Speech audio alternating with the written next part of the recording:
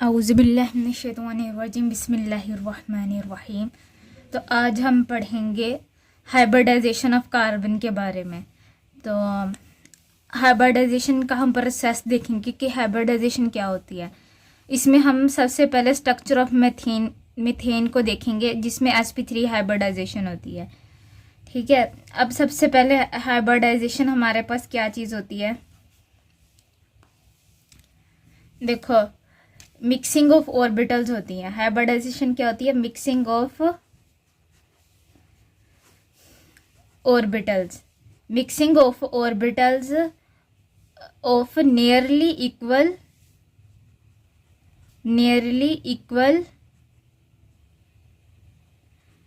Mixing of orbital of nearly equal and same energy and new orbitals also have the equal energy। यानी कि जो old orbitals होंगे हमारे पास, old orbitals जब उनकी क्या होगी, ऑर्बिटल्स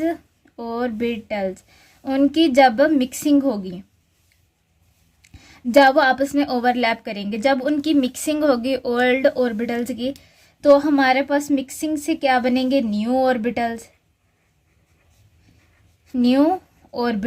ठीक है, ऑर्बिटल जब न्यू ऑर्बिटल्स बनेंगे तो वो कह रहे हैं कि जो पहले ओल्ड ऑर्बिटल्स जो थे जिनकी मिक्सिंग हुई थी ऑर्बिटल्स की, तो उन सब की ना एनर्जी सेम थी। जाहिर सी बात है, अगर मिक्सिंग हो रही है किसी चीज़ की तो वो 3-4 होंगे ना, 3-4 ऑर्बिटल्स होंगे, तो वो जो 3-4 ऑर्बिटल्स थे हमारे पास, उनकी एनर्जी क्या थी, उनकी एनर्जी थी सेम। तो वो कह रहे हैं कि जो ओल्ड ऑर्बिटल थे उनकी एनर्जी क्या थी, सेम, एंड जो हमारे पास न्यू ऑर्बिटल्स उनकी मिक्सिंग से फॉर्म हुए, they are also have same energy या नियरली इक्वल एनर्जी। ठीक है, तो ये हाइब्रिडाइजेशन होगी, यानी कि मिक्सिंग ऑफ ऑर्बिटल्स को हम क्या कहते हैं, हाइब्रिडाइजेशन कहते हैं। और हाइब्रिडाइजेशन से हमें क्या पता चलता है, जियोमेट्री। ये मेन मतलब कि बात है कि अगर हम हाइब्रिडाइजेशन से हमें किसी भी कंपाउंड की ज्योमेट्री का पता चलता है। ठीक है, अच्छा अब sp3 हाइब्रिडाइजेशन को देख लेते हैं कि sp3 हाइब्रिडाइजेशन में क्या होगा। sp3 जो है ना, इसमें हम किसकी एग्जांपल लेंगे, CH4 की। CH4 क्या होता है हमारे पास, मीथेन। जिसके पास एक कार्बन होता है उसे मीथेन कहते हैं, एक कार्बन और 4 हाइड्रोजन्स। हमें पता है कि देखो ये जो कार्बन जो है ना, इसके हाइड्रोजन के साथ ऐसे फॉर्म होता है, इसमें सिंगल ही सारे बॉन्ड होंगे, कोई डबल बॉन्ड नहीं होगा। और ये सारे कौन से, सिग्मा बॉन्ड। ठीक है, सिग्मा से ये जो है मीथेन मिलके बना होता है। अब इसके अंदर जो कार्बन है ये सेंट्रल एटम है। कार्बन क्या है, सेंट्रल एटम। अब कार्बन की हम इलेक्ट्रॉनिक कन्फिग्रेशन देखेंगे, इलेक्ट्रॉनिक कन्फिग्रेशन। ठीक है, इलेक्ट्रॉनिक कन्फिग्रेशन में हम देखेंगे कार्बन की कन्फिग्रेशन क्या होती है, एटॉमिक कार्बन की होती है 6, इसमें 1s 2s एंड 2p। ठीक है, 1s 2p 2s 2p 2। ठीक है, ऐसे होगा। देखो 1s में कितने हम इलेक्ट्रॉन्स रखेंगे, 2। 2s में कितने इलेक्ट्रॉन्स रखेंगे, 2। और 2p में कितने इलेक्ट्रॉन रखेंगे, देखो 6 पूरे हो रहे हैं कि नहीं, 1 2 3 4 अभी 2 और रखने हैं। p के कितने ऑर्बिटल्स होते हैं, 3 ऑर्बिटल्स होते हैं, यानी कि py px py pz। ठीक है, अब यहाँ पे 2 आगे 2 4 हो गए, 5वां ये हो गया और 6ठा ये हो गया। ठीक है, यहाँ पे कोई चीज़ नहीं है, ये 0 है। अब इलेक्ट्रॉन क्या होंगे, यहाँ पर एक इलेक्ट्रॉन आना चाहिए according to valence bond theory. तो यहाँ से क्या होगा, ये वाला उठ के इधर चला जाएगा इलेक्ट्रॉन, तो यहाँ से इसका p ऑर्बिटल कंप्लीट हो जाएगा। ठीक है, ये सेम टू सेम वैसे एक्साइटेड ऑर्बिटल्स। ठीक है, यहाँ से लिख लेते हैं कौन से होंगे, ये वाले। देखो इसमें तो 2 के 2 वैसे ही हैं, इसमें 1 हो जाएगा क्योंकि 1 तो यहाँ पे चला गया ना, तो इसमें 1 ही हो जाएगा।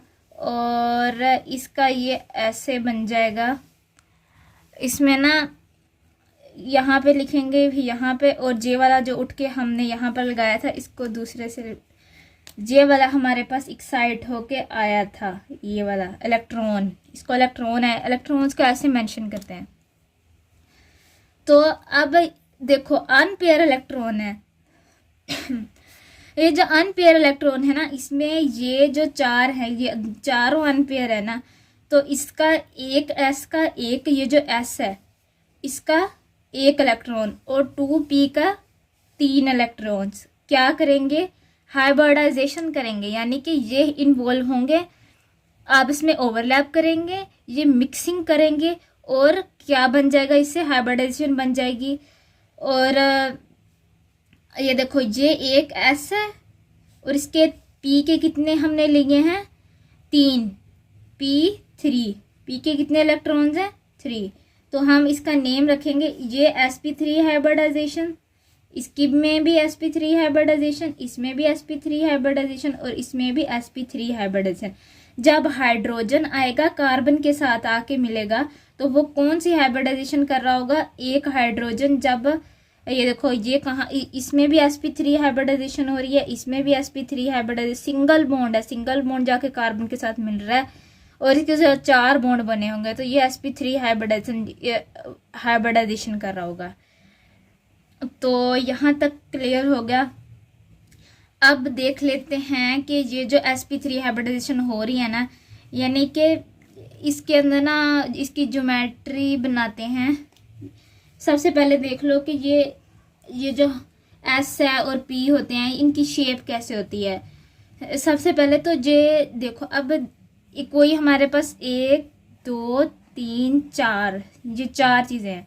ठीक है, ये वाला हमारे पास अलग से, हमने कहा कि हमने ना इन तीनों को मिक्स करके, ठीक है, इन तीनों को मिक्स करना है, और हमने एक न्यू चीज़ बनानी है।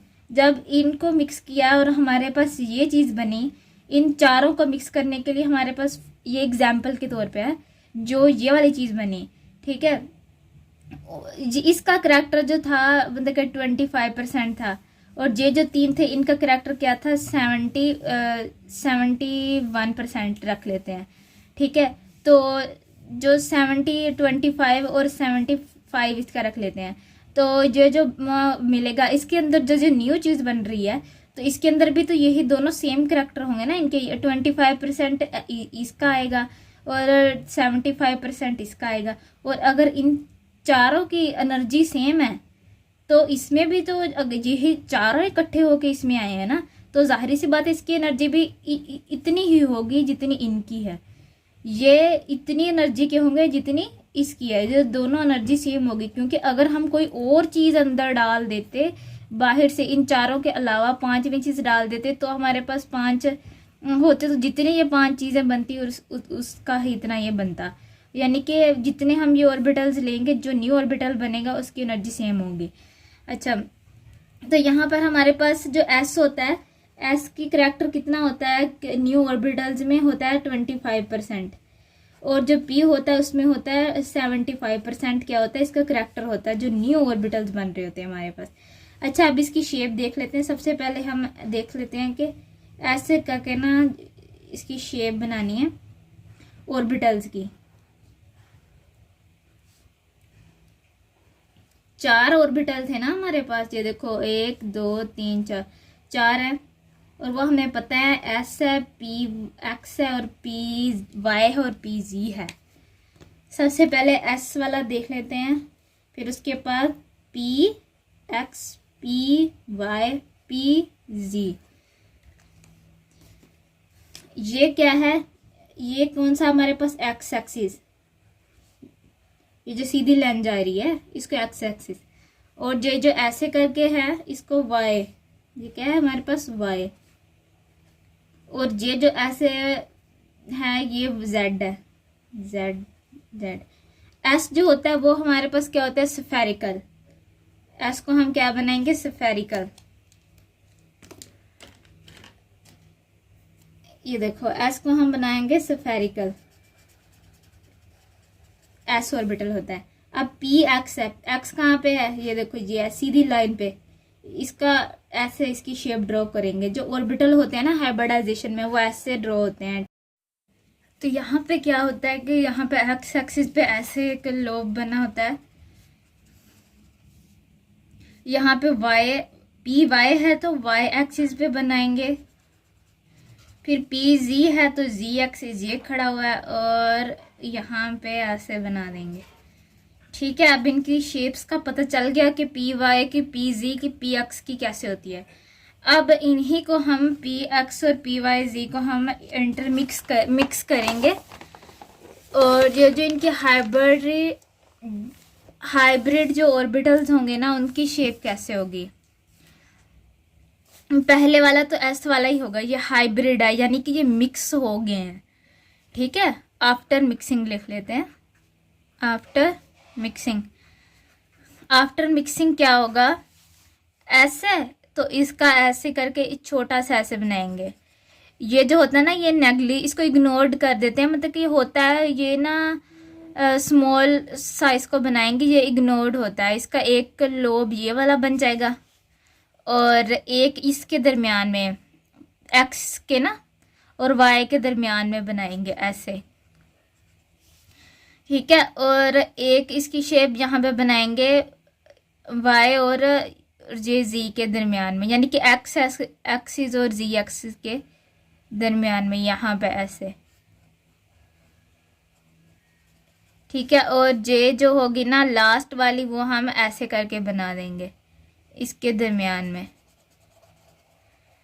ओके, तो अब इन सब की आफ्टर मिक्सिंग से हमारे पास कौन सी शेप बनी वो हम देख लेते हैं। हमारे पास कार्बन दरमियान में था, सबसे पहले ये ऐसे, फिर इधर को, फिर ये वाली शेप, फिर ऐसे। ठीक है, और ये जो इसकी हमारे पास बन गई, ये कौन सी शेप है, टेट्राहेड्रल। क्या है ये, टेट्राहेड्रल। टेट्राहेड्रल मीन्स कि इसके हेड्रल का मतलब होता है सिरे, और टेट्रा का मतलब है चार। इसके कितने सिरे हैं, चार, 1 2 3 4, चार हो गए ना। और इसके अंदर बॉन्ड एंगल क्या होगा, 109.5।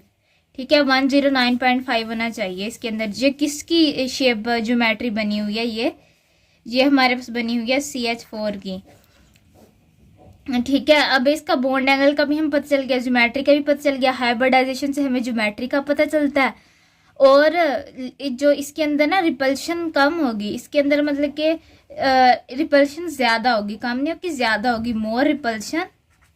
जितनी ज़्यादा रिपल्शन होगी उतनी ज़्यादा इसके अंदर स्टेबिलिटी होगी। मोर रिपल्शन मोर स्टेबिलिटी, स्टेबिलिटी। तो आज ये जो हाइब्रिडाइजेशन होती है ना, इसमें पाई बॉन्ड का कोई काम नहीं होता, इसमें होता है लोन पेयर का काम, और किस चीज़ का काम होता है, सिग्मा बॉन्ड का। तो आज के लेक्चर में बस यही था। ओके, अल्लाह हाफिज़।